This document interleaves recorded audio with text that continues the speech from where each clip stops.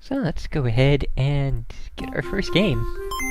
Hey, and Tingle gives us R-Type. Very nice. So then, R-Type. Blast off and strike the evil Baidu Empire. Interesting. So yes, this was IREM's flagship shmup series. Basically started very early on with R-Type. Probably the most famous one in the series was R-Type 3 there on the Super Nintendo. It's the one that probably the most number of people are aware of. And I will admit that I do prefer the Gradius series. Pretty much both of them were coming out right around the same time. And I just liked the upgrade abilities of Gradius and just the general playstyle of that a little bit more than what R-Type had to offer, but it is still a very good series in its own right. So this will make for a good playthrough, I think.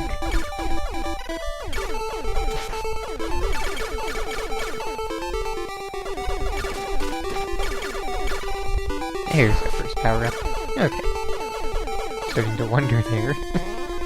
Hey, and there we go. There is the thing. This is the R-Type thing. If I knew more about the series, I would know specifically what to call it, but it is very iconic for the R-Type series. Most of them do have this little, not really an option, more of just a buddy thing that you can send out like that, have it be a floating attacker, have it attached to the front or the back of the ship, depending on where you need to be shooting with it. And of course you have the charge-up shot, which is nice. That is awesome. Oh. Well then. Okay. So yes, very safe to say that our gun has powered up by a lot at this point. Let's grab this. We change this to... Yeah, no, definitely not. We'll be leaving that one aside. Wonder what this looks like charged up. Oh. It looks like a charge shot. How about that?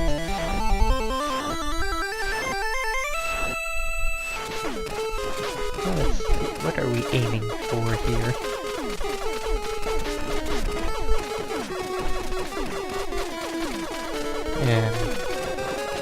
I think I hit something. The game flashed there a bit. Okay, so it's definitely aiming for that inner mouth.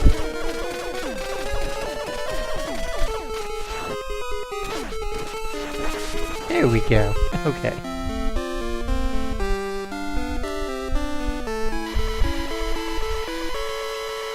So I'm guessing this will probably be around like 6 or 7 stages, maybe 8. That tends to be the average Game Boy shooter length. So probably like 40-50 minutes for the whole playthrough, I would imagine. But that sure was a thing. As I fly into the wall. Well, ceiling.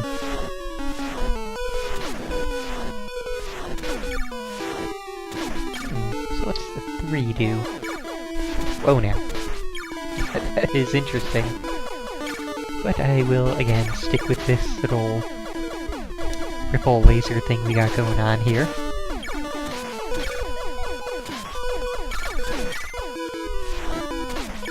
So I don't know... Yeah, I don't think there would be any ill effects of letting all these things go by. But still, points. It's all about the points.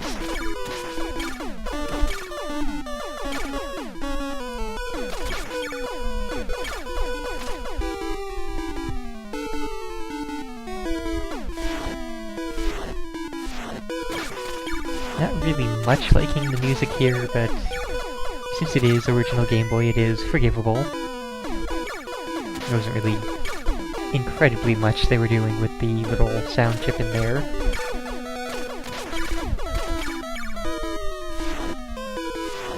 Okay, so let's see just how many hits you take to kill, or if you even can be killed.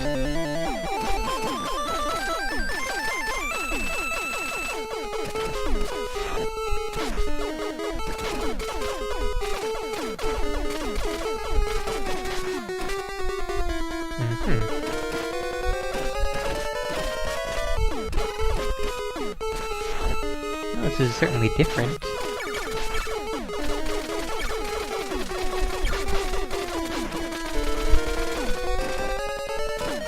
Guess we have to try and hit it before it does that sort of step. Although I do wonder... No, stop coming... Just hang out right there.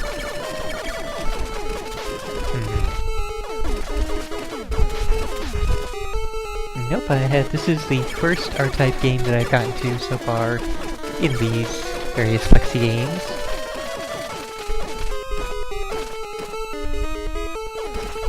And there's a button to make it come back, but there isn't a button to make it stop and wait in a particular position.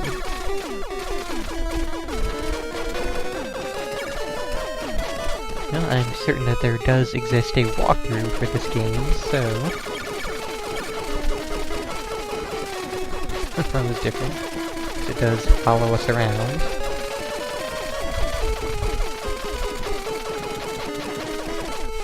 Oh no. Wasn't quite expecting that.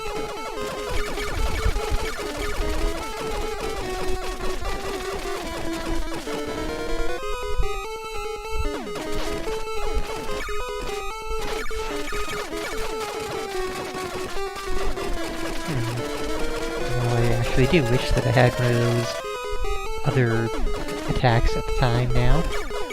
Maybe that number 3 attack would be good.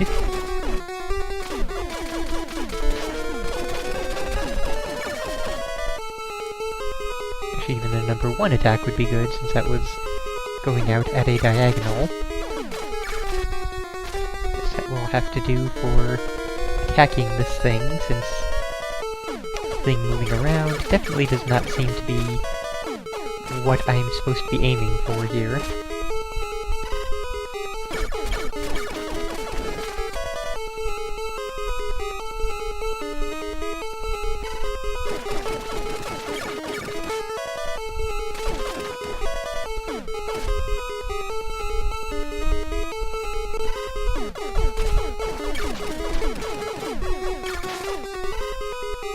Although having a boss health meter would be a very nice thing, because as of now I can't tell if I've damaged it at all. I assume that I have, based on the fact that it has flashed the screen a couple times, but it's not really a good thing to have to assume that sort of thing. It's better to actually know.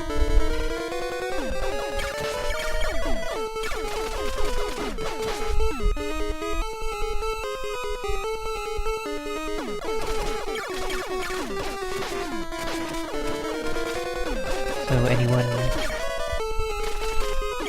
feel like checking game FAQs while I do this and, you know, find out what the exact strategy is if what I'm doing is correct, just trying to hit that thing in the middle there?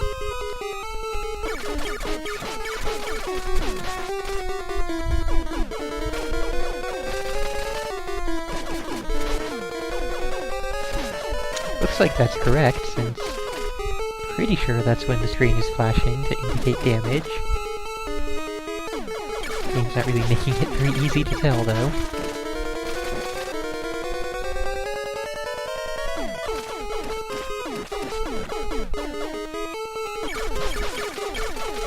Hopefully further bosses will not be quite this ridiculous.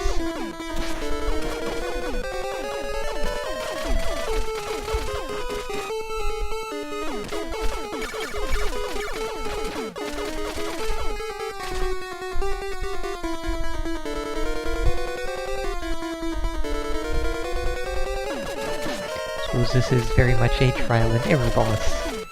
If you come here with the, number 2 ability, you would then know in future playthroughs, don't come here with the 2 ability.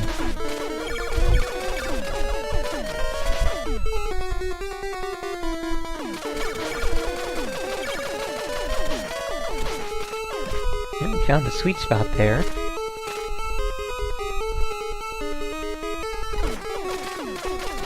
We will be able to find it again or remain there for very long. Hey! That's doing wonders. As I save state into that. Fantastic. Where will it start me? Evidently not too far back.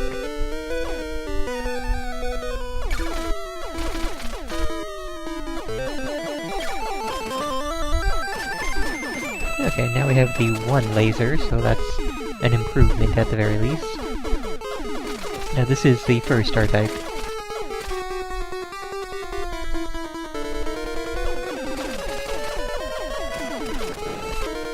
Of course, we are now a lot slower than we had been, so that's not good.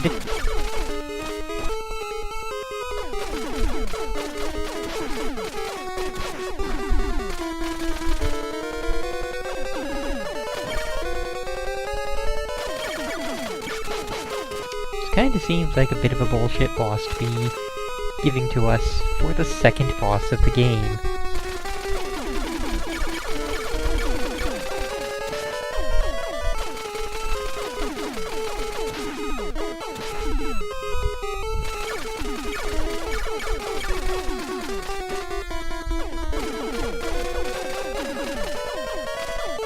I don't really mind difficult bosses as it is. I really mind bosses that only have their weak spots vulnerable for like 2 seconds max, and, you know, half the time it's open, there's something in the way that prevents you from actually hitting it. This leads to tedious boss battles, which are not really challenging, they're just lengthy for the wrong reasons.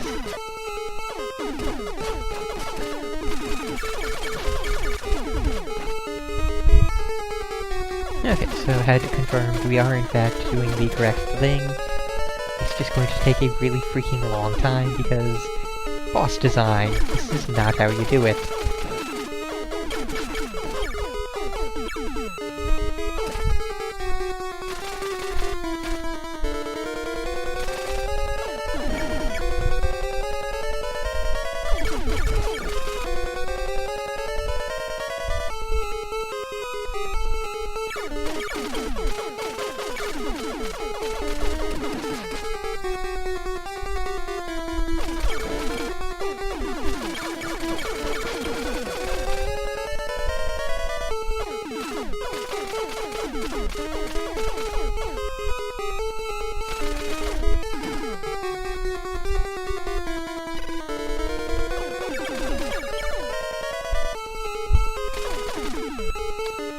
It would be nice if there were more to say, but until we get past this boss, there's not really anything else that can be said.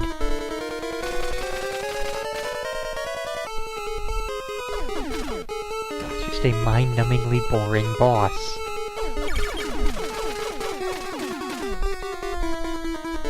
What the hell were they thinking with this? Like, who sat down and said, yeah, this is a great idea for the second boss of the game?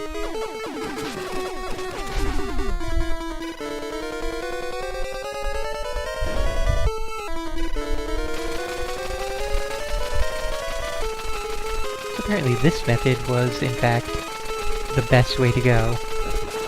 Because, you know, shooting things in a shmup is not really the best thing to do. It's just to let the part of you that is invulnerable damage enemies. Wow. Again, just such fantastic design. Now, at least now we can get some weapon upgrades, get back our nice 2-gun, maybe get a little bit of a speed upgrade. I definitely felt like we were going faster before.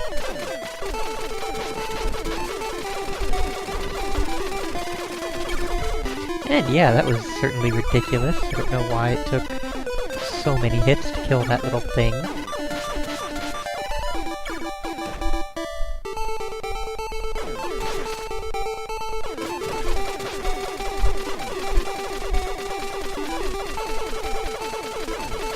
Okay, yeah. Normally with these shmups, I do like to do them legit and just button mash, but this is at the ridiculous stage of some of these things are taking, you know, hundreds of hits in order to kill them. So yeah, I'm just going to use auto-fire and not feel bad about it. Because this is beyond ridiculous.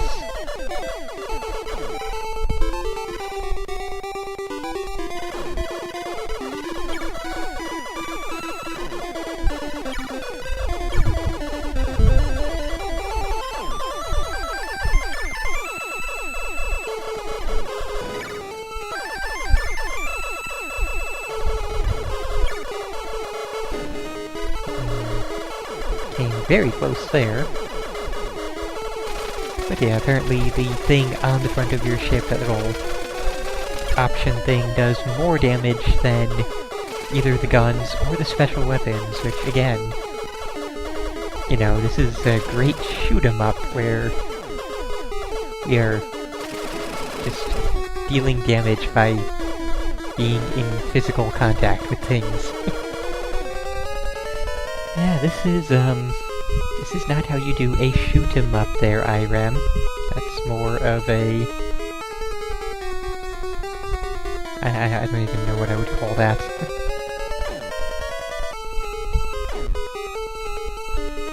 Oh, and it doesn't actually...